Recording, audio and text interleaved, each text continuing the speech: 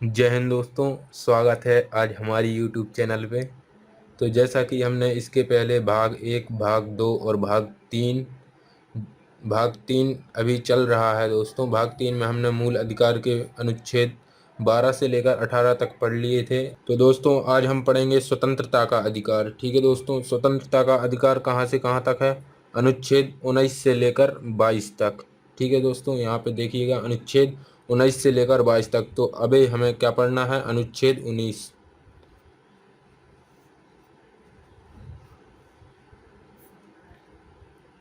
Article 19। ठीक है दोस्तों, तो इसमें कहा गया है अनुच्छेद 19 में कि किसी भी व्यक्ति को बोलने की स्वतंत्रता है, झंडा लहराने की स्वतंत्रता है, पुतला जलाने की स्वतंत्रता है और प्रेस की स्वतंत्रता है, प्रेस पत्रकार करने की स्वतंत्रता है, न्यूज करने की स्वतंत्रता है। तो दोस्तों इसमें कहा गया है कि अभिव्यक्ति की स्वतंत्रता, अभिव्यक्ति की स्वतंत्रता, बोलने की स्वतंत्रता, बोलने की स्वतंत्रता, झंडा लहराने की स्वतंत्रता दोस्तों, प्रेस की स्वतंत्रता। ठीक है, और नेक्स्ट इसी में है आगे, बिना हथियार सभा करने की स्वतंत्रता है। क्या है दोस्तों? बिना हथियार, बिना हथियार सभा करने की स्वतंत्रता।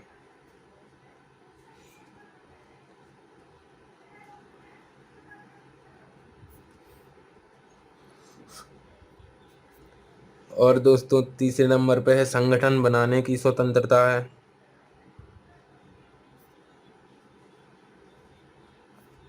संगठन बनाने की स्वतंत्रता।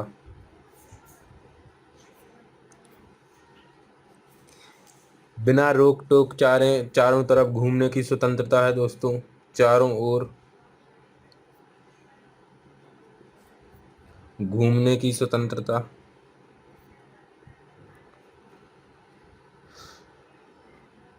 वहीं दोस्तों इसी में दिया गया है भारत के किसी भी क्षेत्र में बसने की स्वतंत्रता। भारत में किसी क्षेत्र में बसने की स्वतंत्रता, की स्वतंत्रता। दोस्तों इसी में दिया गया था पहले संपत्ति का अधिकार। संपत्ति का अधिकार पहले मूल अधिकार था, अब यह नहीं रहा मूल अधिकार, अब यह कानूनी अधिकार हो गया है। कौन सा? संपत्ति का अधिकार कानूनी अधिकार हो गया है। संपत्ति के अधिकार को 44वें संविधान संशोधन द्वारा 1978 में मौलिक अधिकार से हटा दिया गया था। दोस्तों संपत्ति के अधिकार को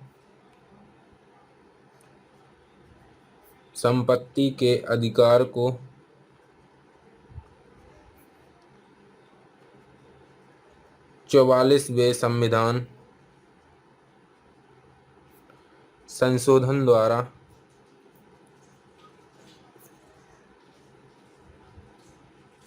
1978 में मौलिक अधिकार से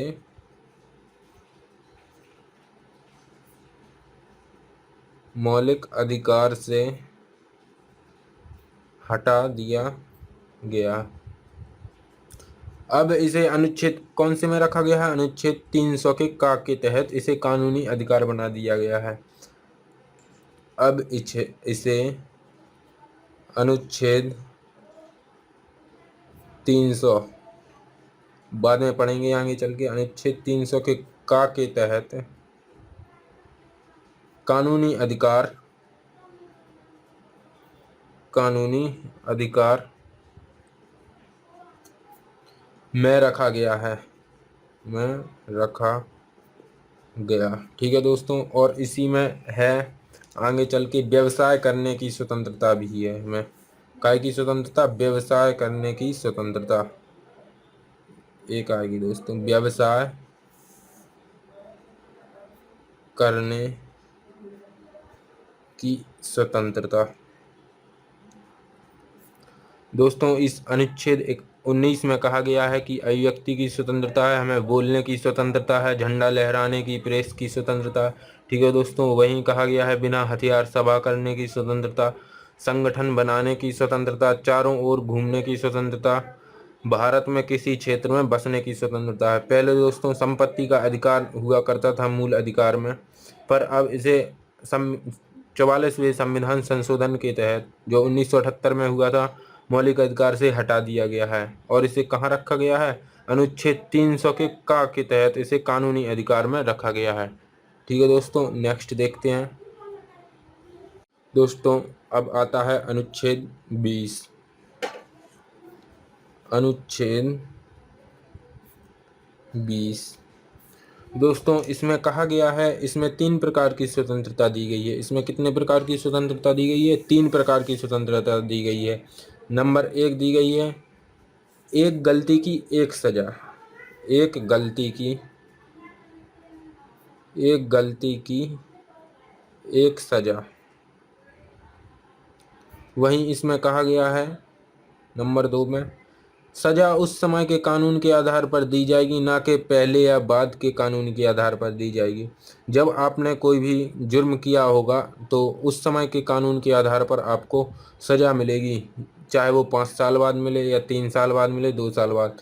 तो जब आपने जुर्म किया गया होगा तो उस समय के आधार पर आपको सजा मिलेगी, उस समय के कानून के आधार पर आपको सजा मिलेगी। तो हम यहाँ पर लिख सकते हैं, सजा उस समय के कानून के आधार पर दी जाएगी, ना कि पहले या बाद के कानून के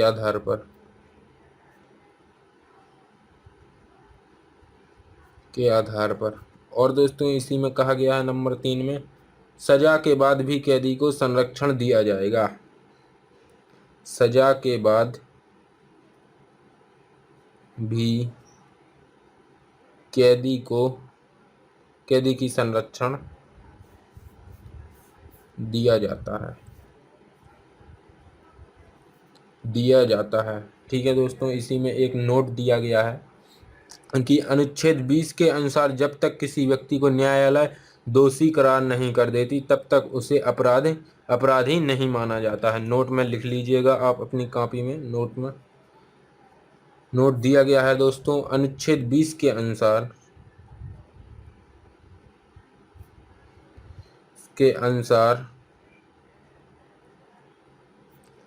जब तक किसी व्यक्ति को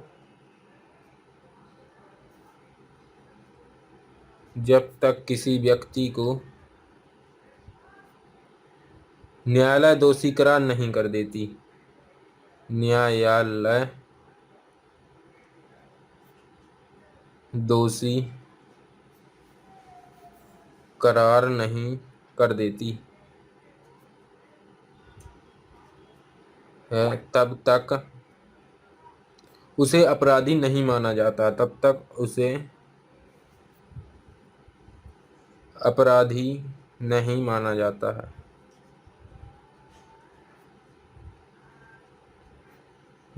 जाता है। इसे हम सीधे शब्दों में कह सकते हैं कि जैसे कोई व्यक्ति ने अपराध किया हो या ना किया हो तो इसका निर्णय कौन लेता है? न्यायालय जब तक उसे दोषी करार नहीं कर देता तब तक वह अपराधी नहीं माना जाएगा। पर न्यूज़ वाले क्या करते हैं, न्यूज़ वाले पहले ही उसे अपराधी साबित कर देते हैं कि उस फला बंदे ने किया है इतना अपराध तो वह अपराधी हो गया। पर ऐसा नहीं होता है, जब तक न्यायालय दोषी करार नहीं कर दे तब तक वह अपराधी नहीं माना जाएगा, न्यूज़ वाले चाहे कुछ भी कहते रहें। नेक्स्ट आता है दोस्तों, यही आता है दोस्तों अनुच्छेद 21। अनुच्छेद 21 अनुच्छेद 20 और 21 बहुत ज़्यादा महत्वपूर्ण है हमारे लिए। इसमें कहा गया है कि इसमें प्राण एवं दैहिक स्वतंत्रता है कि आपके प्राण कोई नहीं ले सकता है, आप खुद भी नहीं ले सकते हैं। प्राण एवं दैहिक स्वतंत्रता।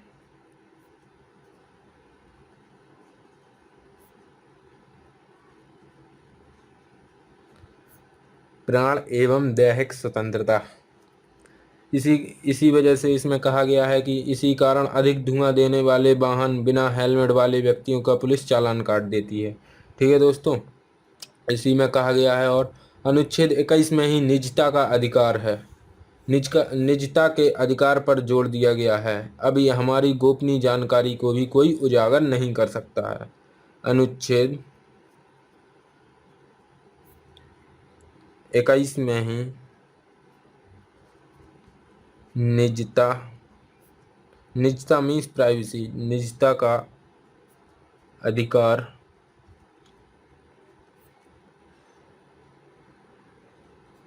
निजता का अधिकार पर जोर दिया गया है, जोर दिया गया है। अब हमारी गोपनीय जानकारी को कोई उजागर नहीं कर सकता है। अब हमारी गोपनीय जानकारी को कोई उजागर नहीं कर सकता है, नहीं कर सकता। इसी में दोस्तों एक नोट डाल के लिखिएगा, अनुच्छेद 20 तथा 21 को आपातकाल के दौरान नहीं रोका जा सकता है, अतः इसे सबसे शक्तिशाली मूल अधिकार माना जाता है। नोट में लिख लीजिएगा दोस्तों। इसमें कहा गया है अनुच्छेद 20 तथा 21 को, अनुच्छेद 20 तथा 21 को आपातकाल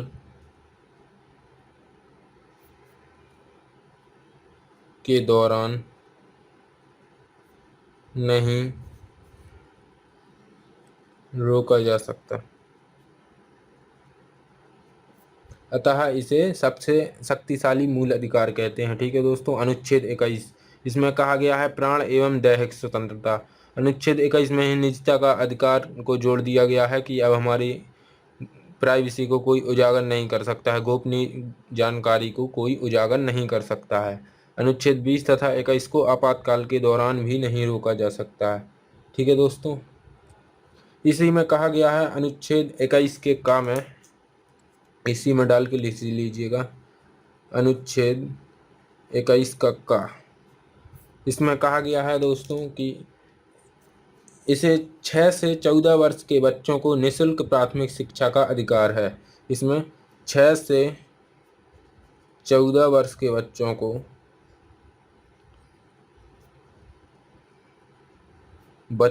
निःशुल्क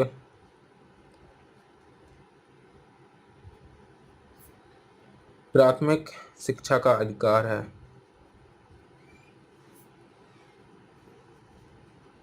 शिक्षा का अधिकार है। इसे दोस्तों 86वां संशोधन 2002 द्वारा जोड़ा गया था। किस संशोधन के द्वारा? 86वां संशोधन, 86वां संशोधन कब हुआ था? 2002 में द्वारा जोड़ा गया है, जोड़ा गया।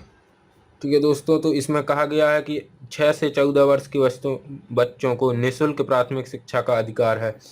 सरकारी स्कूल खुले होते हैं, उसमें भी 6 से 14 वर्ष के बच्चों को निःशुल्क शिक्षा का अधिकार है।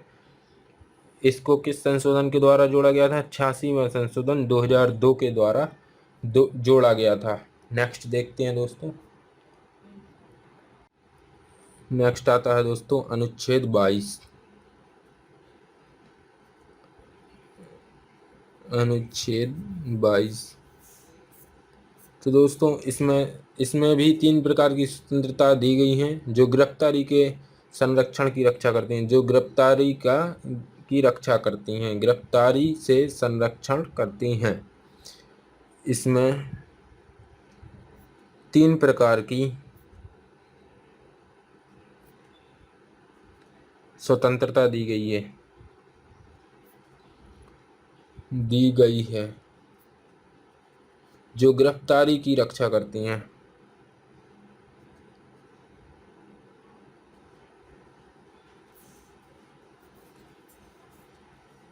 संरक्षण पुस्तक में रक्षा करती हैं। तो दोस्तों इस अनुच्छेद 22 में कहा गया है कि व्यक्ति को गिरफ्तार करने से पहले वारंट या कारण बताना होता है। जब पुलिस गिरफ्तार करती है तो उसे कारण बताना होता है कि हम किस मामले में आपको गिरफ्तार कर रहे हैं। तो इसमें कहा गया है व्यक्ति को गिरफ्तार करने से पहले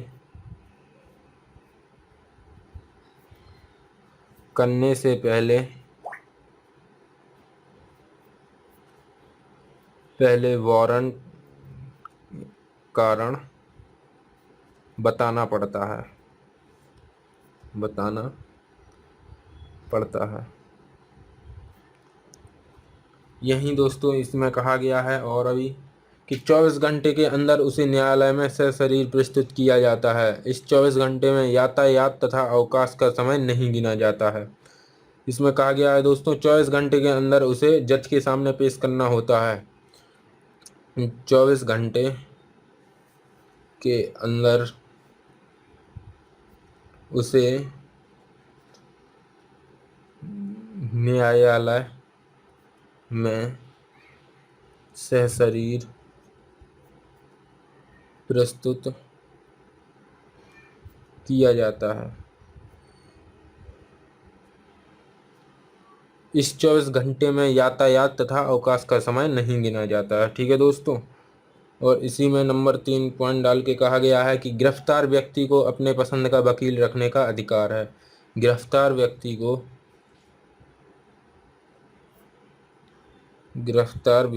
को अपने पसंद का वकील रखने का अधिकार है।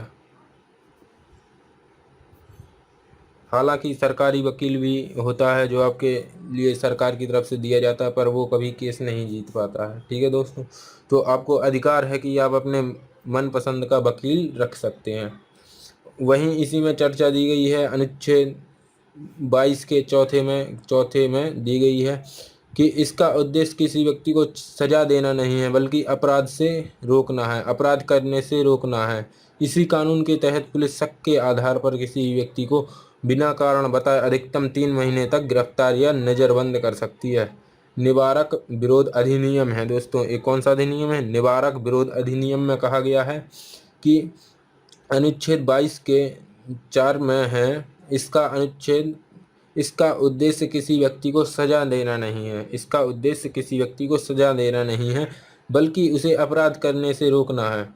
इस कानून के तहत पुलिस शक के आधार पर भी किसी व्यक्ति को बिना कारण बताए अधिकतम 3 महीने तक के लिए गिरफ्तार या नज़रबंद कर सकती है। नज़रबंद दोस्तों उसे कहते हैं किसी व्यक्ति को जब समाज में मिलने नहीं दिया जाता है तो उसे नज़रबंद कहते हैं। जैसे नज़रबंद होटल, आवास या जेल भी कह सकते हैं।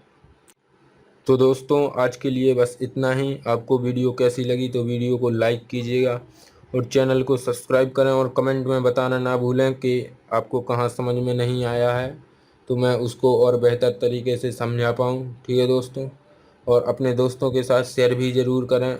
हमें आपकी सपोर्ट की भी बहुत ही आवश्यकता है। तो दोस्तों मिलते हैं फिर नेक्स्ट वीडियो में। आज के लिए बस इतना ही। धन्यवाद।